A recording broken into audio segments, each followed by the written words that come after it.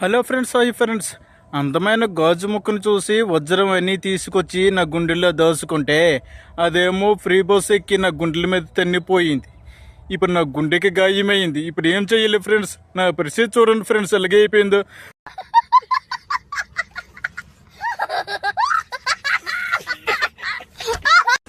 Hello, hi friend, నేను అంజలిని. చెప్పు.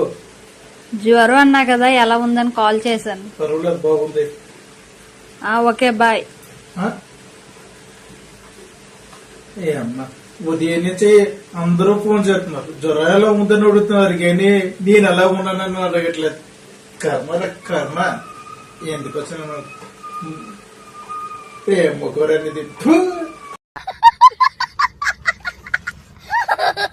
అయ్యి ఫ్రెండ్స్, మధ్యాహ్నం బైక్ మీద నుంచి హైవే నుంచి అలా వస్తుంటే రోడ్డు మీద ఒక అమ్మాయి చెయ్యి ఊపింది. పాపం ఆడపిల్ల కదా అని చెప్పి నా వెనకతలో ఉన్న ఇద్దరు మగవేదవుల్ని దించి ఆ అమ్మాయిని ఎక్కమంటే ఆ అమ్మాయి నా వెనకతలో వచ్చిన బస్సు ఎక్కేసి వెళ్ళిపోయింది. ఇది ఎక్కడి కరమరా బాబు.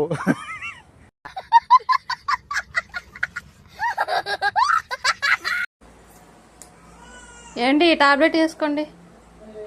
ఎందుకే నాకు అంతా బాగానే ఉంది కదా, టాబ్లెట్లు ఎందుకు ఇస్తున్నావు? ముందు వేసుకోండి, చెప్తాను.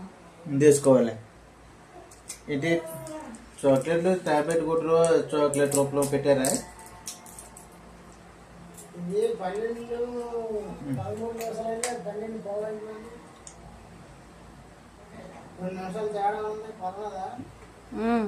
వేసుకున్నాను, చెప్పు ఇప్పుడు. ఏ లేదండి, రేపటికి ఎక్స్పైర్ డేట్ అయిపోద్ది, వేస్ట్ చేయడం ఎందుకని.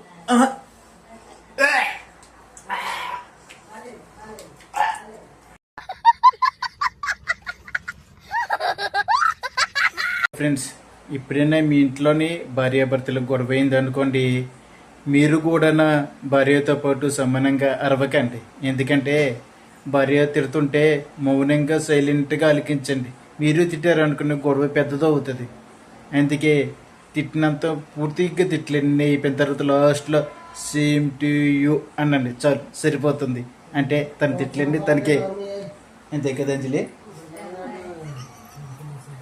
ఈ రోజుల్లో చిన్నపిల్లలు అన్నం తినలేదు అనుకోండి, తల్లిలు ఎలాగంటున్నారంటే, బాబు మ్యాంగీ తింటావా, పిజ్జా తింటావా, లేకపోతే చీప్స్ ఏమైనా తింటావా, ఏమైనా తీసుకురావాలా అని అడుగుతున్నారు. కానీ మా రోజుల్లో అలాగ ఉండేది కాదు ఫ్రెండ్స్. రెండు ఆప్షన్స్ ఉండే. అవి ఏంటంటే, తొన్నులు తింటావా, అన్నం తింటావా అని అడిగేవారు. మేము రెండూ తినేవారు. ఏంటంటే ఫస్ట్ తొన్నులు తినేవారు, తర్వాత అన్నం తినేవారు. ఆ రోజులు ముచ్చట్లు ఈ రోజులో చెప్పుకుంటే చాలా సరదాగా ఉంటుంది ఫ్రెండ్స్. నాలాగా మీరు ఉన్నారా ఫ్రెండ్స్? రాజకీయ పార్టీల్లోని జెండా మూసింది మగవారు. పార్టీల కోసం, ప్రభుత్వాల కోసం కొట్టుకొని చచ్చేది మగవారు. కానీ ప్రచారం చేసింది కూడా మగవారు.